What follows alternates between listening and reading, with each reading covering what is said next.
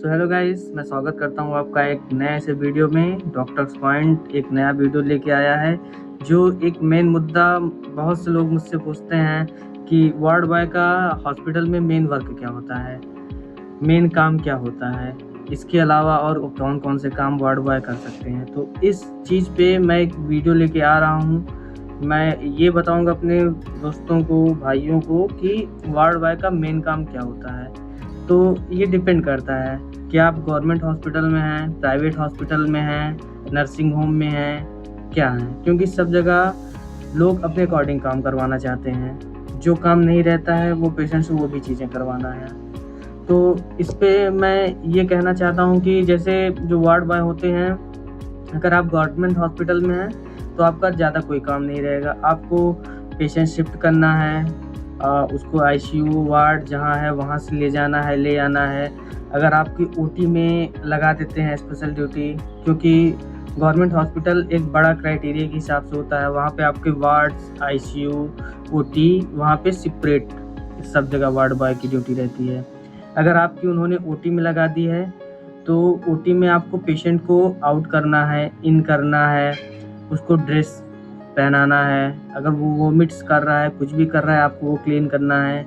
आपको ओटी ख़त्म होने के बाद प्रॉपर झाड़ू पोछे करने हैं। बाकी पेशेंट को सर्जरी के बाद से वार्ड शिफ्ट करना है। ये ओटी में जिसकी ड्यूटी रहती है उसका काम रहता है।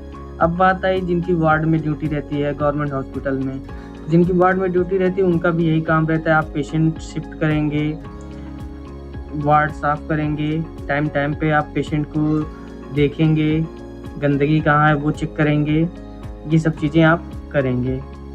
आईसीयू में जिनकी लगती है सेम काम, पेशेंट शिफ्ट करना, रिपोर्ट्स लाना, पेशेंट गंदगी कर रहा है तो उसको साफ़ करना, ये करना, वो करना, ये सारे काम आपके वार्ड बॉय के रहते हैं। इसके साथ ही आपको जो मेन वर्क रहता है वो क्लीनिंग और हाइजीन का रहता है। एज अ वार्ड बॉय वो लोग ऐसे ट्रीट करते हैं कि जैसे आपको केवल सफाई ही करनी है, उसके अलावा आपको कुछ नहीं करना है। तो क्लीनिंग और हाइजीन का आपको प्रॉपर ध्यान देना है। Ward, OT, ICU, doctor cabin, OPD, इन सब जगह पे आपको क्लीनिंग करना रहेगा, सब करना रहेगा। बाकी आपको बेड्स हो गया, पेशेंट के बेडशीट्स सही करने हैं, उसको सफ़ा करना है। और यहाँ तक कि जो डिस्पोजल होते हैं, जो नर्सिंग स्टाफ इंजेक्शन आदि बायोमेडिकल वेस्ट यूज़ करते हैं, उसको भी आपको हटाना है वहाँ से। ये सारे काम जो रहते हैं वो वार्ड बॉय के रहते हैं। और यहाँ तक कि नर्सिंग स्टाफ की हेल्प भी करना, जैसे पेशेंट ज़्यादा आ गए, भीड़ आ गई, ओवर क्राउडेड हो गया, तो उसमें भी आप नर्सिंग स्टाफ की भी हेल्प कर सकते हो। ये आपका जो रहता है मेन वर्क है।